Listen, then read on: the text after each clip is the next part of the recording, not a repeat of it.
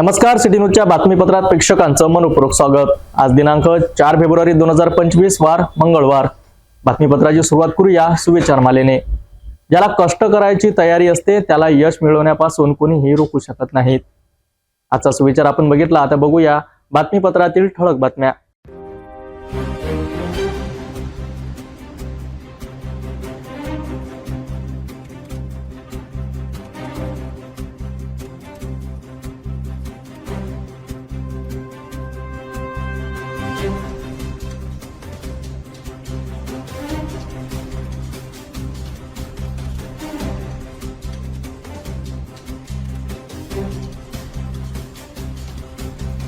आपण ठळक बातम्या बघितल्या, आता घेऊया एक छोटासा ब्रेक। शादी और ब्याह की शुरुआत आराधना साड़ी के साथ। Aradhana wholesale shopping mall L2 Bijland complex, Nandgaon Peth, Amravati, Jawahar road, Amravati. Break नंतर बघूया सविस्तर बातम्या। बुलढाणा जिल्ह्यातील एक नवजात बाळाच्या पोटात दुसऱ्या गर्भाच्या अस्तित्वाची माहिती समोर आली आहे। ही घटना समोर आल्यानंतर संबंधित बाळाला अमरावतीच्या सुपर स्पेशालिटी हॉस्पिटलमध्ये दाखल करण्यात आलं। तिथे 3 दिवसाच्या बाळावर डॉक्टरांच्या तज्ञ टीमने 1.5 तासाची शस्त्रक्रिया करून बाळाच्या पोटातून 2 मृतक अर्भक बाहेर काढण्यात आले आहेत। चला आता जाणून घेऊया याबाबत सविस्तर माहिती। बुलढाण्याच्या एका छोट्या गावात जन्मलेल्या नवजात बाळाच्या पोटात गर्भ असल्याची धक्कादायक माहिती एका सोनोग्राफीद्वारे समोर आली। या गर्भाच्या अस्तित्वाचा समज 2 आठवड्यांपूर्वीच डॉक्टरांना झाला होता। बाळ आईच्या पोटात असतानाच बाळाच्या पोटात गर्भाचा शोध डॉक्टरांना लागला।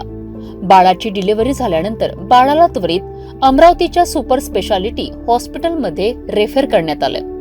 त्यानंतर बाळावर शस्त्रक्रिया करण्यासाठी डॉक्टरांची एक पथक तयार करण्यात आलं। 3 दिवसांच्या बाळावर 1.5 तास शस्त्रक्रिया केली गेली। या शस्त्रक्रियेच्या माध्यमातून बाळाच्या पोटातून 2 मृत अभ्रक बाहेर काढण्यात आले। हे अभ्रक बाळाच्या पोटात वाढत होते, त्यामुळे बाळाच्या जीवनाला धोका निर्माण झाला असता। ही शस्त्रक्रिया अत्यंत तणावपूर्ण परिस्थितीत डॉक्टरांनी पार पाडली। डॉक्टर नवीन चौधरी, डॉक्टर उषा गजबिये, डॉक्टर मंगेश मेंढे आणि त्यांच्या टीमने एकत्रितपणे ही शस्त्रक्रिया केली। एकूण 10 ते 12 डॉक्टरांच्या टीमने पॅथॉलॉजिकल आणि सर्जिकल प्रक्रियांच्या विविध पैलूवर काम केलेत आणि बाळाची जीवनरक्षक शस्त्रक्रिया यशस्वी केली। त्याच्यावर मी ॲडमिट केलं बाईला, त्याला प्रॉब्लेम झाली, आगाऊन व्हायला लागलं होतं। त्या हिशोबानं डॉक्टरनं त्याला गोळी दवाई दिली आणि घरी पाठवून दिलं सुट्टी करून। त्याच्यानंतर डबल ॲडमिट केलं बाईला बुलढाणा। तिथं डॉक्टर अग्रवाल यानं बाईचं सिझर केलेलं आहे। पहिले 2 सिझर असल्यानंतर बी त्या डॉक्टरचा मी अभिमान न करतो आणि लई उपकार मानतो की त्यानं माझ्या बाईचं जीवन वाचवलं। आणि इथं हॉस्पिटलमध्ये पण डॉक्टर लोकांना माझ्या मुलगाचं जीवन वाचवलं, 2 मुलं काढलं। त्याच्याबद्दल मी त्याचा बी धन्यवाद करतो आणि सरकाराशी विनंती करतो की अशा हॉस्पिटलसाठी काही ना काही सुविधा करायला पाहिजे। आणि अजून पुढे जर असं त्रास असला कोणाला, कोणा बाईला, कोणाला काही बी त्रास असला असेल लेकराला, तर या दवाखान्याची सुविधा अजून वाढायला पाहिजे आणि प्रत्येक पेशंट इथे इलाज व्हायला पाहिजे, असं मी अभिनंदन करतो। धन्यवाद। तुमच्या मुलाची आता ऑपरेशन झालेलं आहे, परिस्थिती चांगली आहे, काय नेमक्या भावना आहेत, काय भीती होती का? सर भीती वाटत सर की लहान मूल आहे, कसं होते काय होते काय नाही। पण त्याच्यानंतर डॉक्टर लोकांनी सांगितलं, आम्हाला विश्वास दिला की तुम्ही बेफिकर राहा, आमच्याकडे जर बोलावलं गेलं आहे पेशंट तर आमच्यावर विश्वास ठेवा। त्या विश्वासानुसार आम्ही कायम राहिलो सर, त्याने ऑपरेशन सक्सेस केलं। अमरावतीतील या सुपर स्पेशालिटी हॉस्पिटलमध्ये अशा प्रकारची शस्त्रक्रिया ही पहिल्यांदाच पार पडली। डॉक्टरांनी या जटिल शस्त्रक्रियेसाठी दिलेले प्रयत्न व समर्पण हे एक चॅलेंज म्हणून घेतले होते। त्यांनी अपार मेहनत घेत बाळाचा जीव वाचविला आणि त्याच्या पोटातील मृत अभ्रक बाहेर काढलेत। मॅडम काय सांगणार, कशा प्रकारे शस्त्रक्रिया झाली, किती तास लागले, किती साधारणतः लोक होते, नेमकं काय होत आहे? ही जी शस्त्रक्रिया होती ही 3 दिवसाचं बेबी आहे आणि त्याच्या बेबीच्या पोटामध्ये ट्विन्ससारखे पण जीव नसणारे अवयव होते, ज्याला हात पाय दोन्ही 2 बाळ होते आणि त्यांना हात पाय होते, डोकं नव्हतं आणि खालचा भाग शरीराचा बनलेला होता। तर ती शस्त्रक्रिया आज इथे सुपर स्पेशालिटी हॉस्पिटलमध्ये करण्यात आली आणि त्याला जवळपास 1-1.25 तास लागला।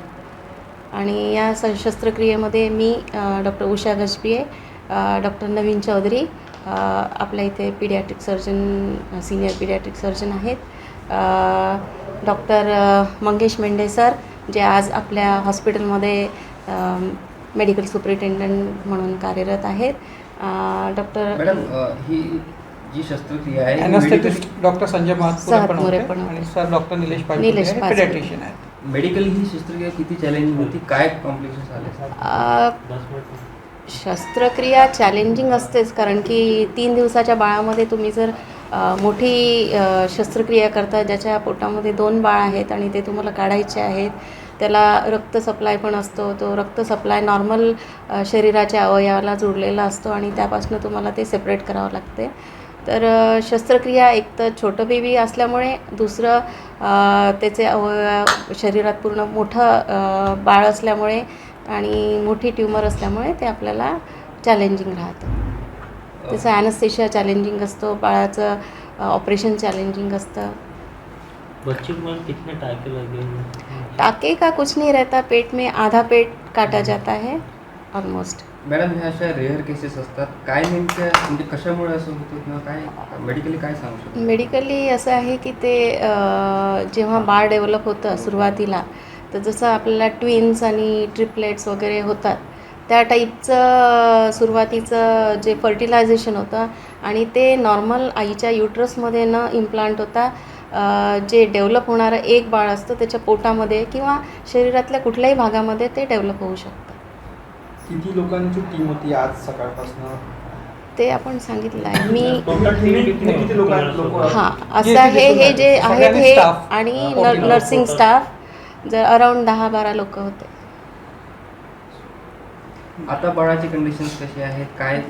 बेबी सध्या आउट ऑफ ॲनेस्थेशिया आहे, बेबी वेल सेटल्ड आहे आणि थोड्या वेळाने आपण त्याला ॲनेस्थेशिया थिएटरमधून NICUमध्ये शिफ्ट करू. तो जो ये आपने ट्यूमर नहीं बोल सकते, पर मे बी शुरुआत में जो डेवलप होते हैं और डेवलप होने के बाद जब उसका ब्लड सप्लाई नॉर्मल नहीं रहता तो वो फिर ग्रोथ वहीं रुक जाती है, इसलिए पूरी डेवलपमेंट नहीं होती. आपके सामने ये पहली घटना है कि इससे पहले हो चुकी है? नहीं, इससे पहले मैं शायद 2002 से पहले एक बार हमने मेडिकल कॉलेज में नागपुर में ये शस्त्रक्रिया की थी, हमने की थी.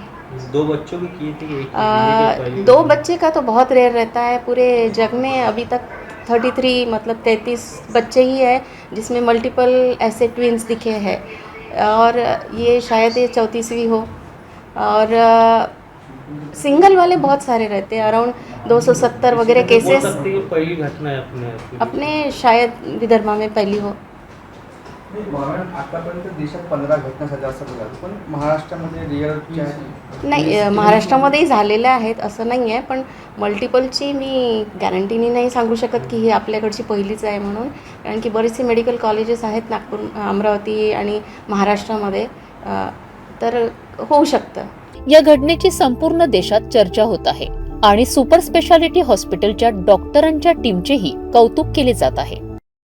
पुरुष जातीच्या अर्भक म्हणून पोटामध्ये चक्क 2 अर्भक आपण ऐकाल तर नक्कीच चक्रावून जाणार आहेत. मात्र दर्शकांनो, ही घटना सत्य आहे. देशामध्ये पहिलीच घटना घडली, बुलढाण्यातील ही घटना आहे. पुरुष जातीच्या अर्भकाच्या पोटामध्ये 2 अर्भक समोर आलेली आहे माहिती, आणि तात्काळ तेथूनच बुलढाण्यापासून तर अमरावती येथील सुपर स्पेशालिटी हॉस्पिटल येथे शस्त्रक्रिया ती सुद्धा यशस्वी पूर्ण झालेली आहे.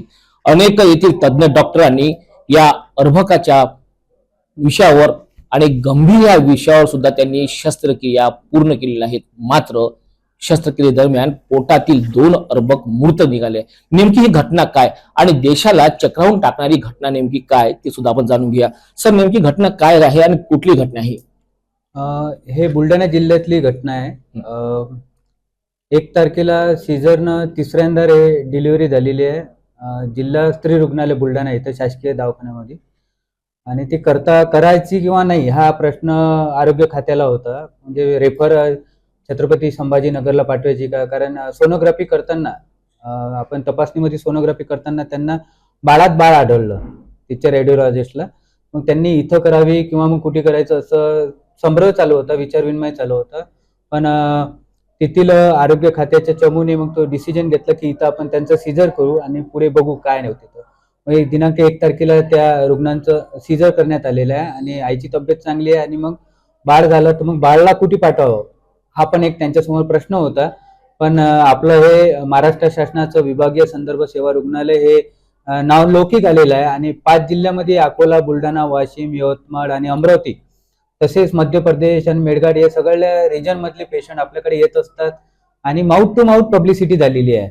याचे आमच्याकडे कोणी PRO नाही, कोणी प्रेझेंटेशन नाही करत. आम्ही काही म्हणजे आम्ही अमरावती जिल्ह्याच्या बाहेरच जात नाही. आणि 220 खाटाचं हे महाराष्ट्र शासनाचं रुग्णालय आहे. विशेष विभागीय संदर्भ सेवा रुग्णालय हे नाशिक आणि अमरावती इथं आहे.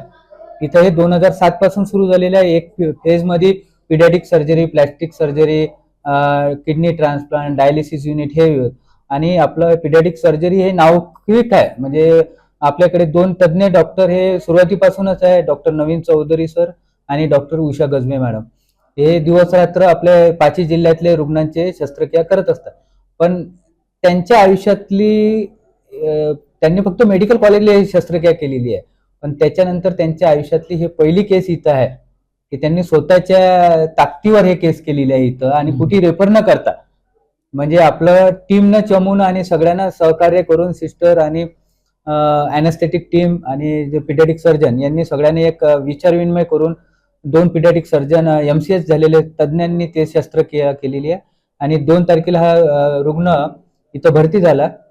त्याची आई तर तिकडे भरती आहे जिल्हा सामान्य रुग्णालयामध्ये आणि मग त्याचे नातेवाईक त्यांना घेऊन आले की आपलं नाव लौकिक असल्याच्यानं मग इथं घेतलं. त्यांची सोनोग्राफी केली, त्यांच्यानंतर CT स्कॅन केला आणि त्याच्यानंतर ब्लड इन्व्हेस्टिगेशन करून फिटनेस आहे काय पेशंटला ते बघितण्यात आलं आणि त्याच्यानंतर मग आज त्या पेशंटला ठेवलं सकाळपासून आणि कालपासून आम्ही अक्षरशः म्हणजे मी तर स्वतः झोपी नाही आलो. काल मला रात्री झोप नाही लागली की इतकं म्हणजे बाबा इतकी क्रुशियल जे भारतात कधी झाली. भारतात काऊन म्हणून राहिलो की फिटस इन फिटो म्हणजे कसं आहे की ट्विन्स होत असते, दुसरं बाळ, 2 बाळ, 3 बाळ होत असतात. याच्यात कसं झालेलं आहे की जर्म सेल हे अटॅच न होता हे त्याच्या पोटात गेलं. म्हणजे इन केसमध्ये टेराटोमा बी म्हणतात त्या केसेसला, फिटस इन फिटो पण म्हणतात. आणि एक बच्चूचं आपण ऐकलेलं आहे की एक बच्चूचं असते असं, पण या केसमध्ये 2 बच्चू निघाले. म्हणजे जे सोनोग्राफी पण डिटेक्ट नाही करू शकली. जेव्हा आपण शस्त्रक्रिया केली, जेव्हा ॲब्डोमेन आपण ओपन केलं, आम्ही सकाळपासूनच शस्त्रक्रियाला होतो, तर आम्ही जेव्हा ते ओपन केलं त्याच्यात आम्हाला 2 अर्भक जे जुडे होते पण ते फुल्ली डेव्हलप नव्हते झालेले. अच्छा, आहे ना. कोणाला हात पाय होते, कोणाला डोकं नव्हतं वगैरे, छोटे छोटे आणि दोन्हीचं वजन जर केलं तर जवळपास 300 ग्रॅमचं आहे ते. तर अशी रेअर केस त्यांनी सुद्धा बघितलेली नाही त्यांच्या आयुष्यात. जे पिडियाट्रिक सर्जन इतके म्हणजे त्यांचा आज 45 वर्ष सर्व्हिस झालेली आहे समजा ओव्हरऑल MBBS करून हे ते त्यांनी न बघितलेली केस ही आज आपल्या विभागीय संदर्भ सेवामध्ये झाली आणि चांगल्या प्रकारे ते शस्त्रक्रिया झाली आणि चांगल्या प्रकारे बाळाची तब्येत चांगली आहे आणि ते जे अर्भक होते टेराटोमा म्हणतो आपण, फिटस इन फिटो, दोन्ही बी ते चांगल्या प्रकारे बाहेर काढण्यात आली आणि चांगल्या प्रकारे शस्त्रक्रिया झाली. अॅनेस्थेशियाचा चांगला इफेक्ट आहे आणि आता तो बच्चू चांगला आहे.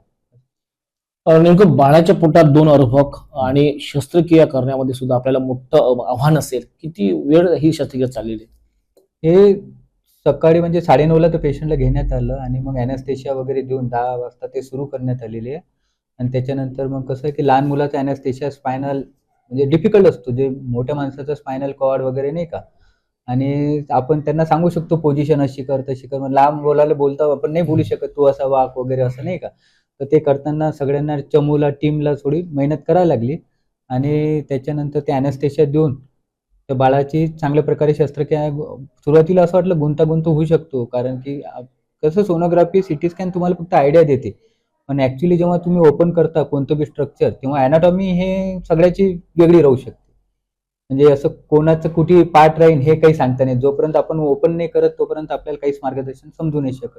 तर त्यांनी ओपन केल्यानंतर त्यांना दिसलं एक जसं गरोदर माताला जसं अम्नियोटिक सॅक असते, जसं एक अंडाचा आकार असतो, त्याच्यामध्ये ते 2 बाळं दिसले. म्हणजे जेव्हा आपण काढलं तेव्हा ते बस्ट केलं, आपण फुटलं तेव्हा त्याच्यात समजलं की याच्यात 2 होते.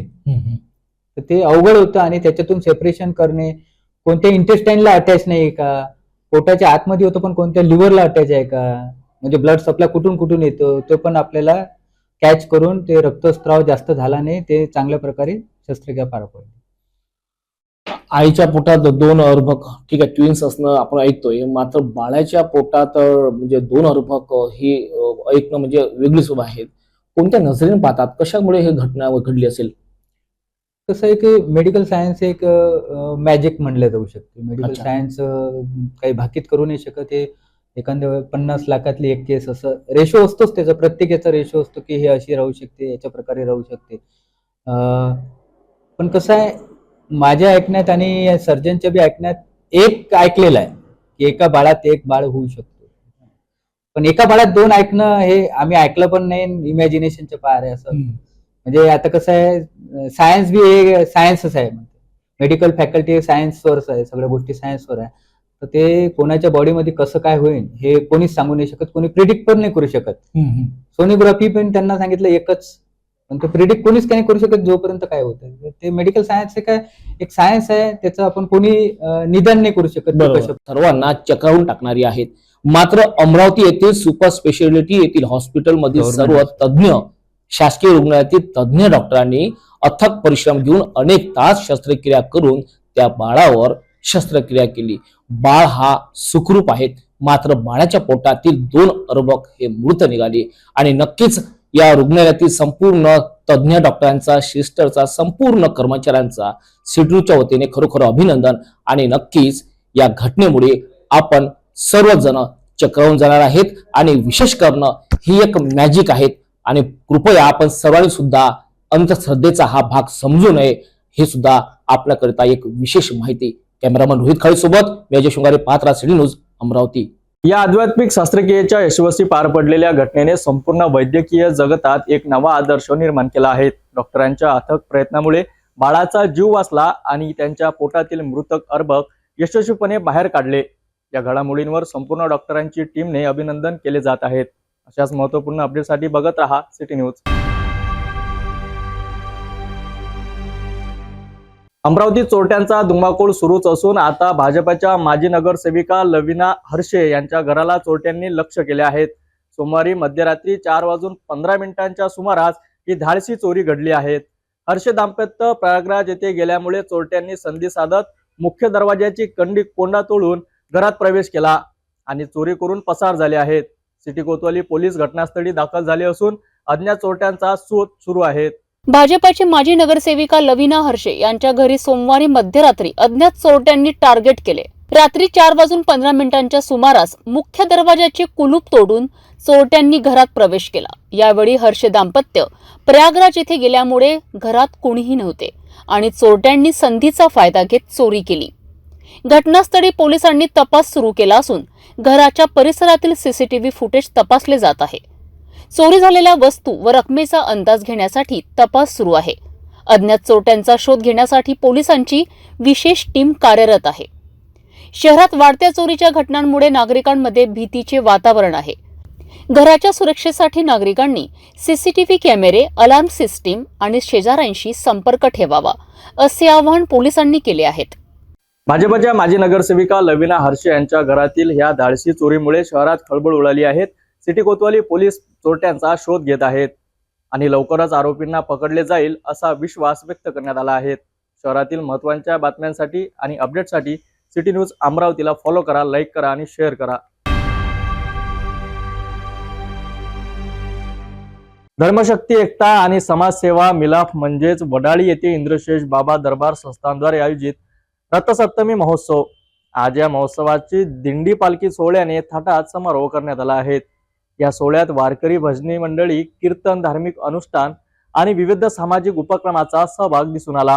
चला जाणून घेऊया या महोत्सवाचा खास क्षण. वडाळी येथील इंद्रशेष दरबार संस्थानाच्या वतीने आयोजित रथसप्तमी महोत्सव व भागवत ज्ञान यज्ञ सप्ताहाचा दिंडी आणि पालखी सोहळ्याने समारोप झाला. मंगळवार 4 फेब्रुवारी रोजी संपन्न झालेल्या या सोहळ्यात 50हून अधिक वारकरी मंडळी आणि दिंडी पथकांनी सहभाग घेतला. गेल्या 7 दिवसांपासून चाललेल्या या धार्मिक महोत्सवात ज्ञानेश्वर महाराज वाघ यांच्या प्रवचनांनी वातावरण भारावले होते. समारोपाच्या दिवशी त्यांच्या हस्ते काल्याचे कीर्तन पार पडले आणि परिसरातील भाविकांनी दर्शनासाठी गर्दी केली. सतत 7 दिवस चाललेल्या या महोत्सवात केवळ धार्मिकच नाही तर सामाजिक आणि पर्यावरणपूरक उपक्रमांचीही रेलचेल होती.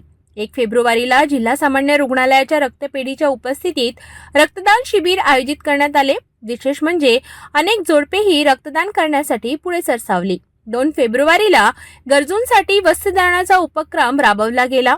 3 फेब्रुवारीला वृक्षप्रेमींना विविध प्रजातीच्या झाडांचे वाटप करण्यात आले. 4 फेब्रुवारी मंगळवारी दिंडी आणि पालखी सोहळ्याने महोत्सवाला एक वेगळेच रंगतदार वळण दिले. मार्गावर ठिकठिकाणी भाविकांनी फुलांचा वर्षाव, पूजन आणि त्या स्वागत केले.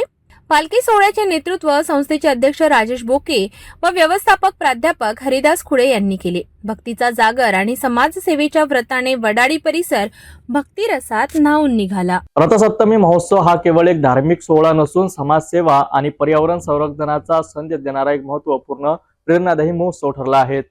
वारकरी परंपरेचा वारसा आणि समाजहिताच्या उपक्रमाचा मिलाफ येथे अनुभवायला मिळाला. अशाच भक्तिमय आणि प्रेरणादायी घडामोडींसाठी पाहत रहा सिटी न्यूज. भातकुली तालुक्यातील पोहरापूर्णा येथील मुख्य रस्त्याची अत्यंत दुर्दैवी अवस्था झाली आहे, ज्यामुळे मोठ्या प्रमाणात अपघाताची संख्याही वाढताना दिसून येत आहेत. या रस्त्याच्या दुर्दैवीविषयी नागरिकांनी प्रशासनावर गंभीर आरोप सुद्धा केले आहेत. पोहरापूर्णा येथील मुख्य रस्त्यांची स्थिती अत्यंत खराब आहे. 2 किलोमीटर लांबीचा हा रस्ता अत्यंत खराब झाल्यामुळे गिट्टी उखडून रस्त्याच्या मध्यभागी पडल्या आहेत. यामुळे ये-जा करणाऱ्या वाहनधारकांना मोठा त्रास सहन करावा लागतो.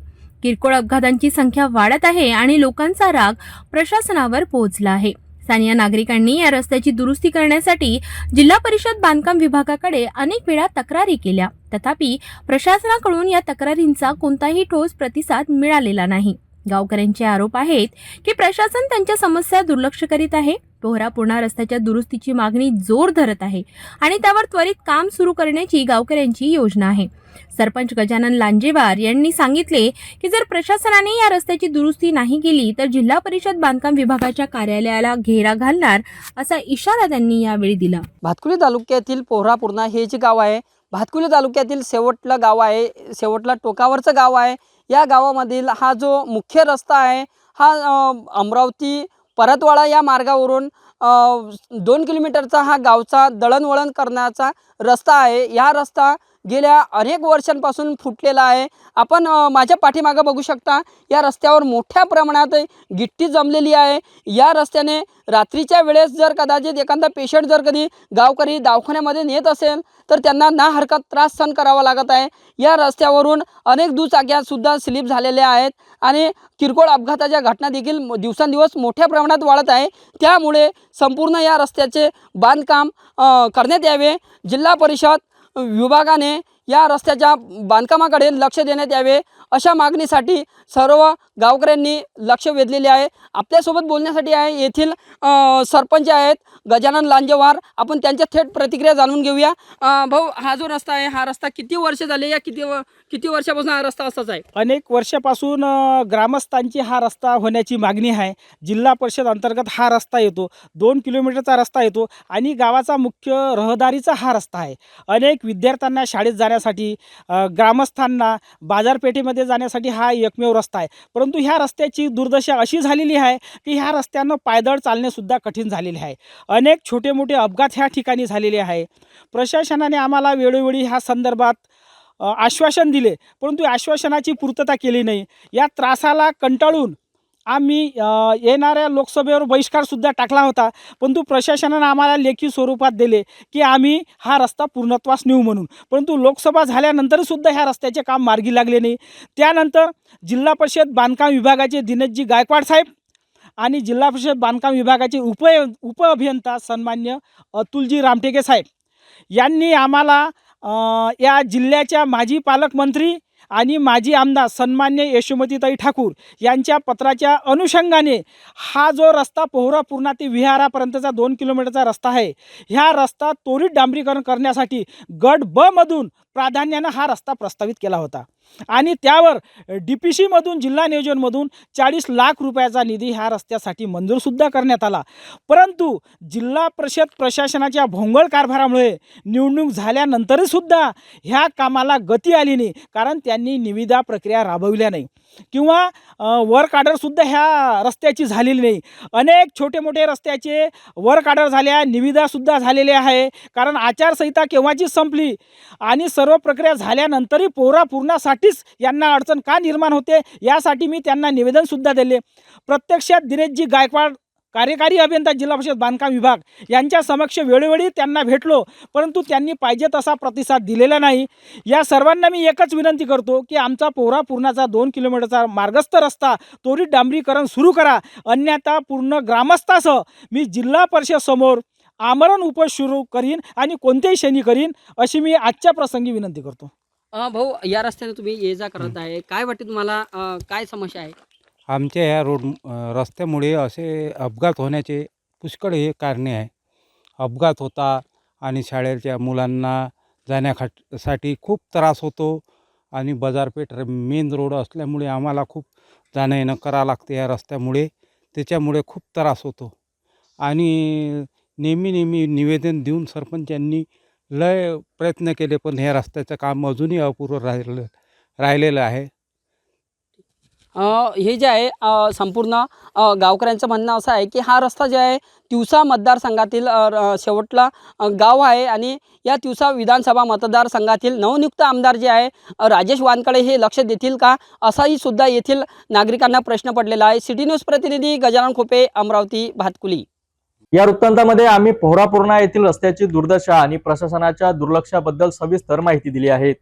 या प्रकरणाचा लवकरात लवकर निराकरण होणे आवश्यक आहे, अन्यथा नागरिकांचा संघर्ष चिळू शकतो.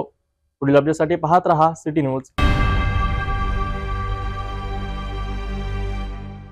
श्री भगवानपुरी महाराज संस्थान कुरळपूर्णा येथे पार पडलेल्या महाराष्ट्र मंदिर महासंघ आयोजित मंदिर विश्वस्तांची महत्त्वपूर्ण बैठक पार पडली. मंदिराच्या जमिनी व मालमत्तेच्या व्यवस्थापनावर चर्चा करण्यासाठी अमरावती जिल्ह्यातील 150हून अधिक मंदिर विश्वस्त या बैठकीला सहभागी झाले. मंदिर प्रशासनाबाबत प्रत्येक विश्वस्त साक्षर असणे गरजेचे आहे, असा महत्त्वाचा संदेश अधिवक्ता रमणजी जयस्वाल यांनी दिला आहे. चला पाहूया या महत्त्वपूर्ण चर्चेचा संपूर्ण अहवाल. अमरावती जिल्ह्यातील चांदूर बाजार तालुक्यातील कुरळपूर्णा येथे श्री भगवानपुरी महाराज संस्थान येथे महाराष्ट्र मंदिर महासंघ यांच्या वतीने मंदिर विश्वस्तांची बैठक पार पडली. या बैठकीत चांदूर बाजार, अचलपूर व पंचक्रोशातील 150हून अधिक मंदिर विश्वस्त सहभागी झाले होते. या बैठकीत मंदिराच्या जमिनी, मालमत्ता आणि व्यवस्थापन या विषयांवर महत्त्वपूर्ण चर्चा करण्यात आली.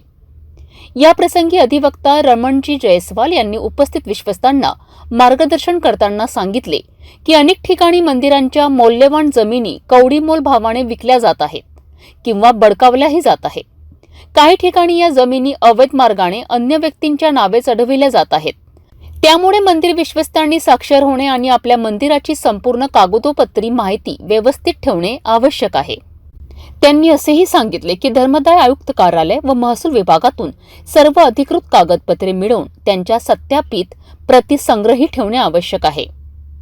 यासोबतच दानातून मिळालेल्या जमिनींसाठी सूट प्रमाणपत्र मिळवण्याचे महत्त्व त्यांनी स्पष्ट केलेत.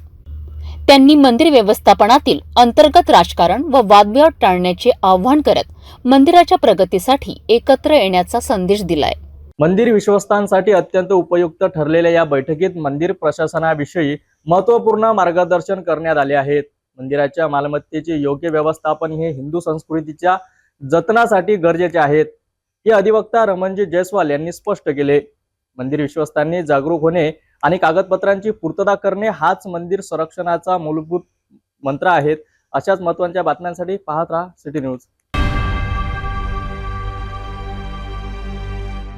3 फेब्रुवारी 2025 रोजी दर्यापूर जवळील एक दुचाकी अपघात घडला, ज्यामध्ये एक इसम गंभीरपणे जखमी झाला होता.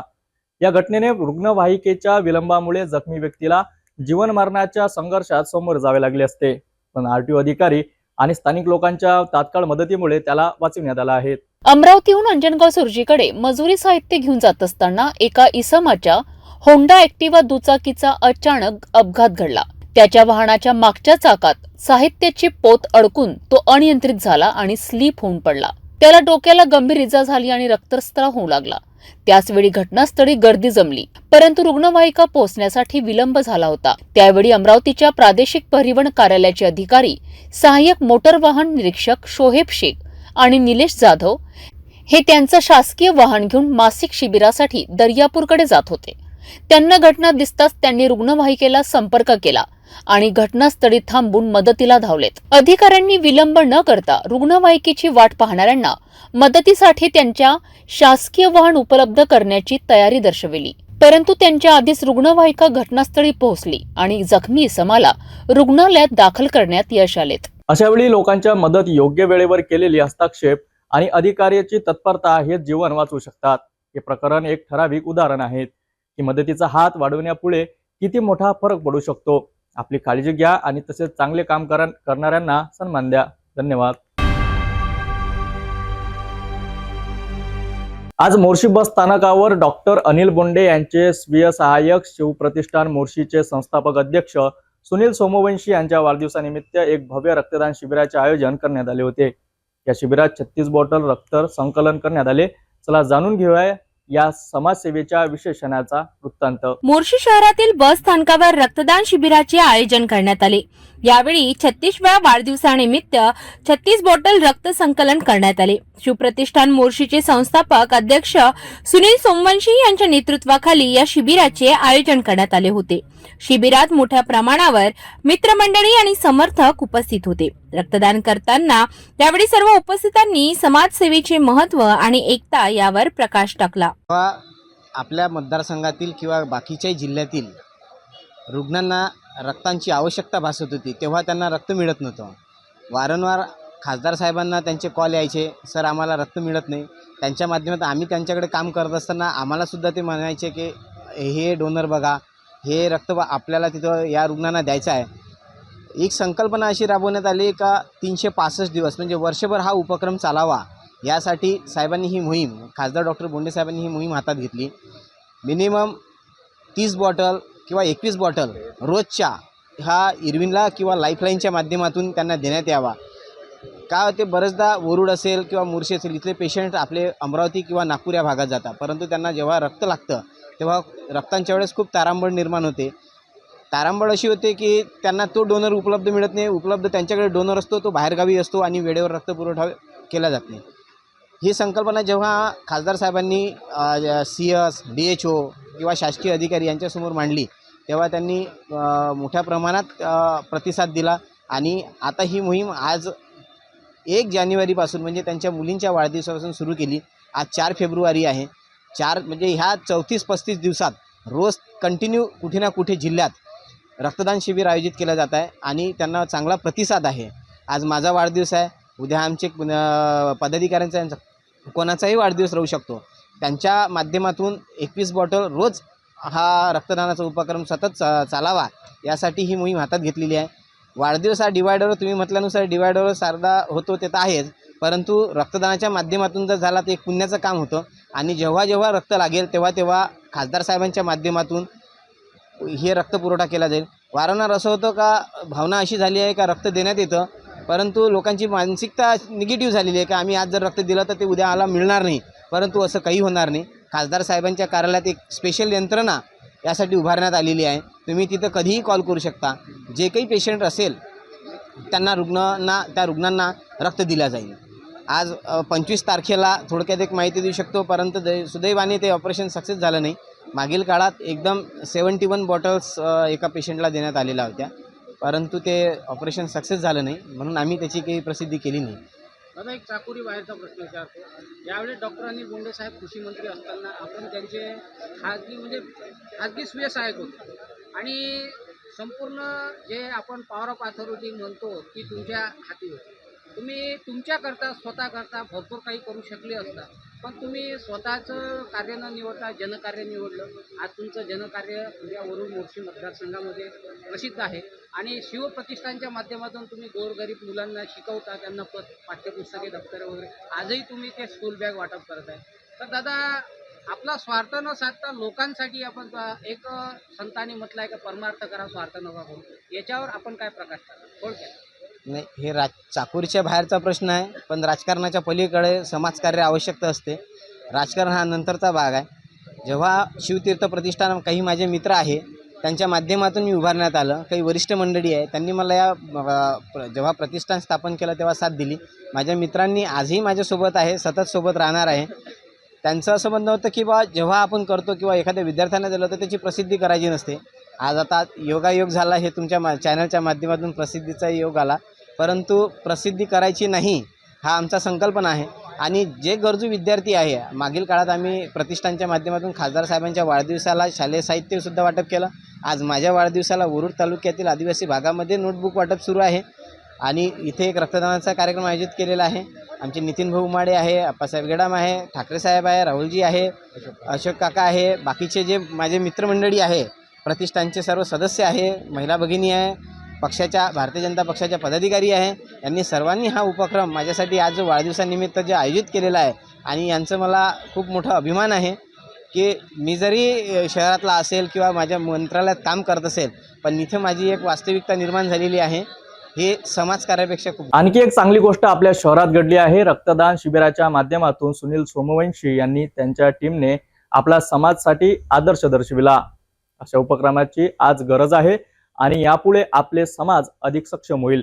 आम्ही सुद्धा तुमच्यासाठी असे समाजसेवेचे आणखी अपडेट आणत राहू. धन्यवाद.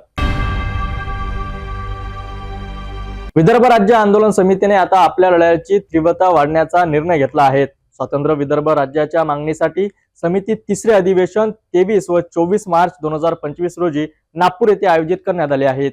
या अधिवेशनात विदर्भाच्या विभाजनाची अपरिणता ठळकपणे मांडली जाणार आहेत. विदर्भ राज्य आंदोलन समितीने स्वतंत्र विदर्भाच्या मागणीला अधिक बळ देण्यासाठी आगामी अधिवेशनाच्या तयारीला वेग दिला आहे. या अधिवेशनात प्रामुख्याने शेतकरी आत्महत्या, वाढते प्रदूषण, कुपोषणामुळे होणारे बालमृत्यू आणि माता मृत्यू तसेच बेरोजगारीमुळे वळावलेले नक्षलवाद या गंभीर प्रश्नांवर सखोल चर्चा केली जाणार आहे. समितीच्या मते विदर्भाला वेगळे राज्य मिळाल्यास या समस्या प्रभावीपणे हाताळता येतील. लोक सहभाग वाढविण्यासाठी आणि वैचारिकदृष्ट्या लढवय्या कार्यकर्त्यांची फौज उभारण्यासाठी हे अधिवेशन महत्त्वाचे ठरणार आहे. या पार्श्वभूमीवर समितीने समाजमन जागवण्याचा निर्धार केला असून या आंदोलनात मोठ्या प्रमाणावर नागरिकांनी सहभागी होण्याचे आवाहन केले आहे. विदर्भाच्या प्रश्नांवर केवळ चर्चा नाही तर आता निर्णायक पावले उचलायची वेळ आली आहे. स्वतंत्र विदर्भ हाच एकमेव पर्याय आहे आणि हे अधिवेशन त्या दिशेने महत्त्वाचे ठरेल, अशी प्रतिक्रिया आमदार वामनराव चटप यांनी माध्यमांशी बोलताना दिली. राज्य आंदोलन समितीचं दुसरं अधिवेशन नागपूर येथील आमदार निवासाच्या परिसरामध्ये होणार आहे. यामध्ये विदर्भातील शेतकरी आत्महत्या, कुपोषण, प्रदूषण, बालमृत्यू, गर्भार माता मृत्यू, शिवाय कमी झालेले लोकप्रतिनिधी आणि हे राज्य सक्षम आणि सिल्कीचं कसं आहे या सगळ्या विषयावर सांगोपांग चर्चा होईल. आणि डॉक्टर श्रीनिवास खांदेवाले साहेब 23-24च्या अधिवेशनामध्ये विदर्भ हे सिल्कीचं आणि सक्षम राज्य कसं आहे ते अर्थसंकल्प मांडून, तिसरा अर्थसंकल्प मांडून विदर्भातल्या जनतेपुढे आणून देईल. आणि त्या दिवशी पुन्हा आम्ही लढाईचं ऐलान करतो की शुरू हुई है जंग हमारी, लढेंगे, जीतेंगे, कटेंगे मगर हटेंगे नाही, लाठी खाऊ, गोळी खाऊ, विदर्भ राज्य मिळवून राहू, अशा तऱ्हेची घोषणा त्या दिवशी आम्ही सगळ्या चर्चेअंती फायनल निवाड्यात करतो. स्वतंत्र विदर्भासाठी संघर्ष करणाऱ्या समितीने आता आपल्या मागणीला धार देण्याची तयारी केली आहे. विदर्भवासियांचे हित साधण्यासाठी या अधिवेशनातून कोणते नवे निर्णय घेतले जाणार याकडे सर्वांचे लक्ष लागले आहेत. भेटूया एका छोट्याशा विश्रांतीनंतर. घर का सारा फर्नीचर दीमको और सीलन से बस 1 साल में खराब हो गया है, कोई बात नहीं। अब आपके घर की खूबसूरती बढ़ाने के लिए अम्बा मॉड्यूलर लाया है डेकोर प्लास्ट से निर्मित यूपीवीसी मटेरियल में घर के सभी फर्नीचर, वो भी जल रोधक, दीमक प्रूफ, गुणवत्ता पूर्ण, अग्निरोधी, पर्यावरण के अनुकूल, किफायती और 17 साल के वारंटी के साथ। मॉड्यूलर किचन, वार्डरोब, बेड, मंदिर, अलमारी, TV unit, study table, sliding अलमारी, ऑफिस फर्नीचर और अन्य सभी अब बनाइए आपके हिसाब से। फ्री विजिट और फर्नीचर डिजाइन के लिए आज ही विजिट करें अम्बा मॉड्यूलर, गोंड बाबा मंदिर के पास, MIDC से दस्तूर नगर रोड, अमरावती। डेकोर प्लास्ट के साथ एक कदम आगे। विश्रांतीनंतर पुन्हा आपले स्वागत. अचलपूर शहरातील नेहरू मैदान उर्दू प्राथमिक शाळेच्या परिसरात दारू आणि गांजाचे सेवन होणे तसेच असामाजिक तत्वांचा वापर सुरू असल्याची तक्रार मुख्याध्यापक आणि पालक समितीच्या अध्यक्षांकडून करण्यात आली आहे. या परिसरात रात्रीच्या वेळी होणाऱ्या गोटमार व खिडक्या फोडण्याच्या घटनांवर प्रशासनाने त्वरित कारवाई करण्याचे आश्वासन दिले होते. मात्र आजवर काहीही कारवाई न झाल्याचे चित्र स्पष्टपणे दिसून येत आहेत. अचलपूर शहरातील नेहरू मैदान उर्दू प्राथमिक शाळेतील परिसरात दारूचे अड्डे बनल्याची गंभीर माहिती समोर आली आहे. या शाळेच्या परिसरात रात्रीच्या वेळी असामाजिक तत्व गोटमार करतात आणि खिडक्या फोडतात. इथे दारू आणि गांजा पिण्याचे प्रकार देखील वाढलेले आहेत. मुख्याध्यापक मोहम्मद अफसर मोहम्मद इस्राईल यांनी याबाबत तक्रार केली आहे. तसेच पालक समितीचे अध्यक्ष मुन्नाभाई गोलू अली यांनी प्रशासनाच्या मदतीची अपेक्षा व्यक्त केली आहे. त्यांनी अधिकाऱ्यांना कारवाई करण्याची मागणी केली होती, मात्र अद्यापपर्यंत प्रशासनाने कोणतीही ठोस कारवाई केलेली नाही. शाळेच्या स्वच्छतागृहाची परिस्थिती अत्यंत खराब असून याबद्दल मुन्नाभाई गोलू अली यांनी प्रशासनाला नोटीस दिली आहे. जर प्रशासनाने यावर तात्काळ कारवाई केली नाही तर त्यांनी उपोषण करण्याचा इशारा दिला है. नगर पालिका अंतर्गत आने वाली उर्दू प्राथमिक शाला में अव्यवस्थाएं देखने को मिल रही है.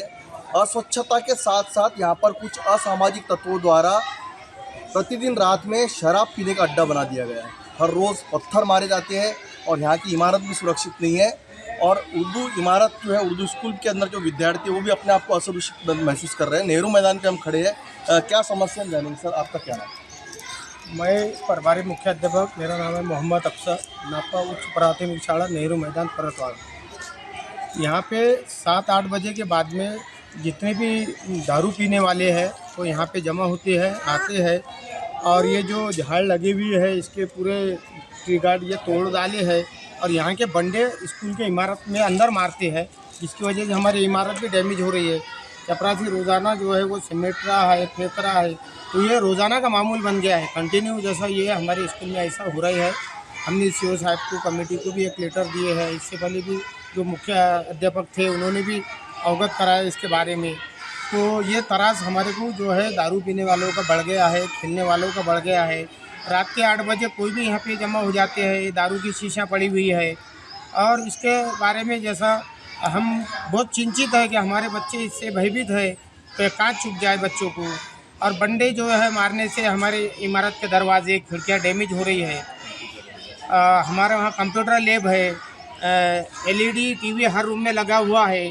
अगर गलती से कोई खिड़की खुली रह जाए, TV को मार दे तो हमारी शाला का नुकसान हो सकता है.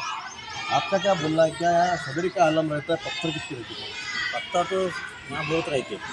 चपरासी को आने के बाद में पहले काम पत्थर गंदगी से ताकि फेंकना पड़ता, दारू के बोतला फेंकना पड़ता, डिस्पोजल के गिलास जो खाली रहते वो फेंककर वो साफ सफाई करता. अशा गंभीर परिस्थितीमध्ये प्रशासनाची त्वरित कारवाई करणे अपेक्षित आहे. अजून काही घडामोडींच्या माहितीसाठी सिटी न्यूजशी जोडत रहा. अचलपूर शहरातील नेहरू मैदान उर्दू प्राथमिक शाळेच्या परिसरात दारू आणि गांजाचे सेवन होणे तसेच असामाजिक तत्वांचा वापर सुरू असल्याची तक्रार मुख्याध्यापक आणि पालक समितीच्या अध्यक्षांकडून करण्यात आली आहे. या परिसरात रात्रीच्या वेळी होणाऱ्या गोटमार व खिडक्या फोडण्याच्या घटनांवर प्रशासनाने त्वरित कारवाई करण्याचे आश्वासन दिले होते. मात्र आजवर काहीही कारवाई न झाल्याचे चित्र स्पष्टपणे दिसून येत आहेत. अचलपूर शहरातील नेहरू मैदान उर्दू प्राथमिक शाळेतील परिसरात दारूचे अड्डे बनल्याची गंभीर माहिती समोर आली आहे. या शाळेच्या परिसरात रात्रीच्या वेळी असामाजिक तत्व गोटमार करतात आणि खिडक्या फोडतात. इथे दारू आणि गांजा पिण्याचे प्रकार देखील वाढलेले आहेत. मुख्याध्यापक मोहम्मद अफसर मोहम्मद इस्राईल यांनी याबाबत तक्रार केली आहे. तसेच पालक समितीचे अध्यक्ष मुन्नाभाई गोलू अली यांनी प्रशासनाच्या मदतीची अपेक्षा व्यक्त केली आहे. त्यांनी अधिकाऱ्यांना कारवाई करण्याची मागणी केली होती, मात्र अद्यापपर्यंत प्रशासनाने कोणतीही ठोस कारवाई केलेली नाही. शाळेच्या स्वच्छतागृहाची परिस्थिती अत्यंत खराब असून याबद्दल मुन्नाभाई गोलू अली यांनी प्रशासनाला नोटीस दिली आहे. जर प्रशासनाने यावर तात्काळ कारवाई केली नाही तर त्यांनी उपोषण करण्याचा इशारा दिला है. नगर पालिका अंतर्गत आने वाली उर्दू प्राथमिक शाला में अव्यवस्थाएं देखने को मिल रही है. अस्वच्छता के साथ साथ यहाँ पर कुछ असामाजिक तत्वों द्वारा प्रतिदिन रात में शराब पीने का अड्डा बना दिया गया है. हर रोज़ पत्थर मारे जाते हैं और यहाँ की इमारत भी सुरक्षित नहीं है. और उर्दू इमारत जो है, उर्दू स्कूल के अंदर जो विद्यार्थी वो भी अपने आप को असुरक्षित महसूस कर रहे हैं. नेहरू मैदान पे हम खड़े हैं. क्या समस्या जानेंगे सर, आपका क्या नाम? मैं प्रभारी मुख्याध्यापक, मेरा नाम है मोहम्मद अफसर, नापा उच्च प्राथमिक शाला नेहरू मैदान परतवाड़. यहाँ पे 7-8 बजे के बाद में जितने भी दारू पीने वाले हैं वो यहाँ पे जमा होते हैं, आते हैं. और ये जो झाड़ लगी हुई है इसके पूरे ट्री गार्ड ये तोड़ डाले हैं और यहाँ के बंडे स्कूल के इमारत में अंदर मारते हैं, जिसकी वजह से हमारी इमारत भी डैमेज हो रही है। चपरासी रोज़ाना जो है वो सिमेट रहा है, फेंक रहा है, तो ये रोज़ाना का मामूल बन गया है। कंटिन्यू जैसा ये हमारे स्कूल में ऐसा हो रहा है। हमने CO साहब को, कमेटी को भी एक लेटर दिए हैं। इससे पहले भी जो मुख्य अध्यापक थे उन्होंने भी अवगत कराया इसके बारे में। तो ये तरास हमारे को जो है दारू पीने वालों का बढ़ गया है, खेलने वालों का बढ़ गया है। रात के 8 बजे कोई भी यहाँ पे जमा हो जाते हैं, दारू की शीशियाँ पड़ी हुई है। और इसके बारे में जैसा हम बहुत चिंतित है कि हमारे बच्चे इससे भयभीत है, तो कांच चुप जाए बच्चों को। और बंडे जो है मारने से हमारे इमारत के दरवाजे, खिड़कियाँ डैमेज हो रही है। हमारे वहाँ कंप्यूटर लैब है, LED TV हर रूम में लगा हुआ है। अगर गलती से कोई खिड़की खुली रह जाए, TV को मार दे, तो हमारी शाला का नुकसान हो सकता है। आपका क्या बोलना है, क्या यहाँ सदरी का आलम रहता है? पत्थर कितने रहते हैं? पत्थर तो यहाँ बहुत रहते। चपरासी को आने के बाद में पहले काम पत्थर गंदले से उतार के फेंकना पड़ता, दारू के बोतला फेंकना पड़ता, डिस्पोजल के गिलास जो खाली रहते वो फेंककर वो साफ सफाई करता। अशा गंभीर परिस्थितीमध्ये प्रशासनाची त्वरित कारवाई करणे अपेक्षित आहे। अजून काही घडामोडींच्या माहितीसाठी सिटी न्यूजशी जुळत रहा। अकोल्यातील गंगाधर प्लॉटवरील आरती अपार्टमेंटमध्ये आज सकाळी भीषण आग लागली। या आगीमुळे संपूर्ण अपार्टमेंटमध्ये गोंधळ माजला होता। दमकल विभागाने कठोर प्रयत्न केल्यानंतर 10 ते 12 जणांना सुरक्षितपणे बाहेर काढले, तर एक वृद्ध दाम्पत्यांना रुग्णालयात दाखल करावं लागलं आहे। 4 फेब्रुवारी रोजी सकाळी सुमारे 10 वाजता अकोला येथील गंगाधर प्लॉटवरील आरती अपार्टमेंटच्या बेसमेंटमध्ये भीषण आग लागल्याची माहिती मिळाली आहे। प्राथमिक माहितीनुसार आगीचे कारण शॉर्ट सर्किट असल्याचे सांगितले जात असले तरी आता एका नवीन कारणाची माहिती समोर आली आहे। प्रत्यक्षात अपार्टमेंटच्या बेसमेंटमधील फोटो फ्रेमच्या दुकानात मोठ्या प्रमाणात लाकूड आणि कचरा जमा होतो। असा दावा केला जातोय की सफाई कर्मचाऱ्यांनी कचरा जाळल्यामुळे आग धडधडत पसरली आणि जवळच्या इलेक्ट्रिक वायरिंगमध्ये शॉर्ट सर्किट होऊन आगने विकराळ रूप धारण केलेत। आग लागताच संपूर्ण अपार्टमेंटमध्ये अफरातफरी माजली आणि एका क्षणात अपार्टमेंट धुराने भरलेत। वरच्या मजल्यावर असलेल्या लोकांसाठी जाणे कठीण झाले, त्यामुळे दमकल विभागाने तात्काळ पावले उचलली। संकरी गल्लीत अडचणी आल्यामुळे दमकलच्या गाड्यांना घटनास्थळी पोहोचण्यात अवघड वेळ झाला, तरीही दमकल कर्मचाऱ्यांनी प्रचंड प्रयत्न केलेत आणि लोकांना सुरक्षित बाहेर काढलेत। 10:15 के आसपास आरती अपार्टमेंट गंगाधर प्लॉट यहाँ पर एक आग की घटना हुई। घटना की सूचना मिलते ही इमीडिएटली पुलिस और फायर डिपार्टमेंट के सभी अधिकारी अमलदार यहाँ पर उपस्थित हुए। किसी का हताहत नहीं हुआ है। 10 से 12 लोगों को रेस्क्यू किया गया है। अभी भी आग पूरी तरह से बुझा दी गई है, परंतु आगे का काम शुरू है एंड किसी को भी जानमाल का हानि नहीं हुआ है। सर, आग किस कारण से लगी थी? प्राइमा फेसी शॉर्ट सर्किट की वजह से हुआ, ऐसा फायर डिपार्टमेंट के ऑफिसर्स ने बताया है एंड 10 से 12 लोगों को निकाला गया है। सर, इसमें कुछ झुलस गए कुछ लोग, जिनका भी आग की वजह से नुकसान हुआ है, उनको हॉस्पिटल में इलाज शुरू है। सर, इसमें काफ़ी लेट पहुंचने के लोग स्थानीय नागरिक शिकायत कर रहे हैं, इसमें कितनी हुआ है? इसके बारे में टिप्पणी नहीं कर सकता। 10:15 पे घटना हुई, उस समय इमीडिएटली फायर के अधिकारी और पुलिस यहाँ पे पहुँच गई है। किसी को भी कोई हानि नहीं हुआ है और लोगों को रेस्क्यू कर लिया गया है। सिच्युएशन कंट्रोल में है। या दरम्यान एक वृद्ध दाम्पत्य दम घुटल्यामुळे बेहोश झाले होते। त्यांना तातडीने अकोला मेडिकल कॉलेजमध्ये दाखल करण्यात आले। अपार्टमेंटमध्ये उभ्या असलेल्या 8 ते 10 गाड्याही आगीच्या चपट्यात आल्या आणि पूर्णपणे जळून खाक झाल्यात। सध्या पोलीस, दमकल आणि राजस्व विभागाच्या टीम तपास करीत आहेत। आगीचे मुख्य कारण काय होते याचा शोध घेतला जात आहे आणि दोषींवर योग्य कारवाई केली जाईल। तरी होती आतापर्यंतची मोठी बातमी। सर्वजण सुरक्षितपणे बाहेर काढल्याबद्दल आम्ही आभारी आहोत, परंतु या घटनेने एकदा पुन्हा सुरक्षा मानकांची अवहेलना झाल्याचे उघड केले आहेत। पोलीस आणि प्रशासनाच्या तपासातून आग लागल्याचे खरे कारण आणि जबाबदार व्यक्ती कोण हे स्पष्ट होईल। पुढील अपडेटसाठी पाहत रहा सिटी न्यूज। अभ्यासाच्या तणावातून 10वी शिकणाऱ्या विद्यार्थ्याने आत्महत्या केली। ही खळबळजनक घटना किरण कुमार बोरकर असे मृतकाचे नाव आहेत।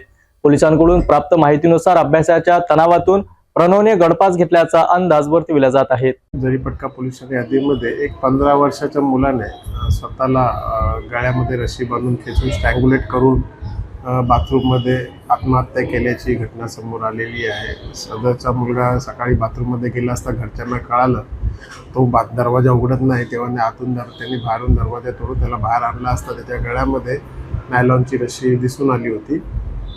सदरचा मुलगा 10वीला होता. त्याच्या आता येणाऱ्या परीक्षा काही दिवसातच बोर्ड एक्झाम चालू होणार होती.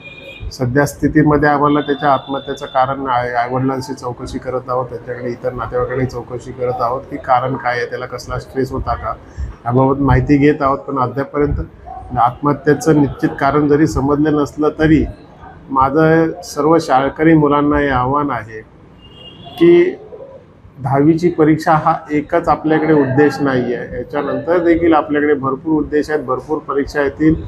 ह्या एका परीक्षेचं टेन्शन घेऊन समजा आपण असा विचार जरी केला की त्या मुलाने 10वीच्या परीक्षेचा अभ्यासाचा टेन्शन घेऊन असं काही केलं असेल तर त्यांनी सर्व मुलांनी याकडे लक्ष द्यावं की 10वीची परीक्षा हे एकच मोटिव्ह नाही आहे. त्याच्यानंतर भरपूर गोष्टी आहेत ज्या आपण आयुष्यामध्ये करू शकतो. त्यामुळे 10वीची परीक्षेचं टेन्शन घेऊन असंही टोकाचं पाऊल कोणी उचलू नये जेणेकरून स्वतः आत्महत्या करून आपण आपल्या आईवडिलांना देखील त्याच्यामध्ये दुःखी करत आहोत. संपूर्ण कुटुंबाची जी आशा असते त्याच्यावरती आपण पाणी फिरत आहोत. एक छोट्याशा आपल्या घेतलेल्या पाय उचलल्यामुळे आपण जे काय करतो त्यामुळे असं कुठलंही टेन्शन घेऊ नये. कितीतरी अशी समाजात उदाहरणं आहेत ज्या अशिक्षित असून देखील खूप पुढे गेलेले आहेत किंवा कमी शिक्षण झालेले आहेत तेही खूप पुढे गेलेले आहेत. अशी खूप मुलं आहेत ज्यांना ADHDचा प्रॉब्लेम असतो, जे अभ्यासामध्ये हुशार नसतात परंतु आयुष्यामध्ये ते खूप पुढे गेलेले आहेत. त्यामुळे तुम्ही 10वीच्या परीक्षेत जरी पाठी पडला असाल तरी आयुष्यात तुम्ही खूप पुढे जाण्याच्या अनेक संधी तुमच्याकडे उपलब्ध असतात. त्यामुळे आत्ताच तुम्ही कोणत्याही प्रकारचं टेन्शन न घेता, नाउमेद न होता अशा प्रकारचं कोणतंही पाऊल उचलू नका ज्याच्यामुळे तुम्हाला स्वतःला वैयक्तिक, तुमच्या आईवडिलांना, तुमचे शिक्षक, तुमचे नातेवाईक, तुमचे मित्रमंडळी यांना कोणताही धक्का पोहोचेल. त्यामुळे अशी घटना करू नका. या प्रकरणी जरीपटका पोलिसांनी आकस्मिक मृत्यूची नोंद करून तपास सुरू केला आहे. अभ्यासाला घेऊन विद्यार्थ्यांचे डिप्रेशनमध्ये जाऊन असे पाऊल उचलले अतिशय चुकीचे आहेत. मात्र वाढत्या स्पर्धा आणि मुलांचे त्याला घेऊन वाढते टेन्शन बघता पालकांनी मुलांशी संवाद साधणे, त्यांच्या अडचणी समजून घेणे हे आवश्यक आहे जेणेकरून मुलं असे टोकाचे पाऊल उचलणार नाहीत. अशाच अपडेटसाठी पाहत रहा सिटी न्यूज.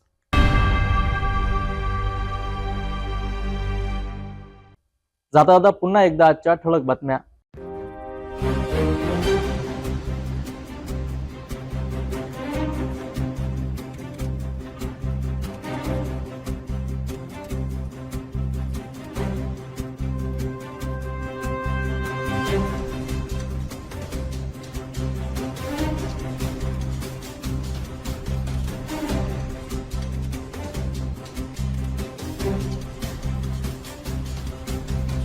आपण आता सिटी न्यूज चॅनल आपल्या टीव्हीवर सुद्धा बघू शकता, ज्यामध्ये next channel number 117, Jio channel number 872, JTPL channel number 73, RRC 899, Fastway channel number 256, city cable channel number 92 वर.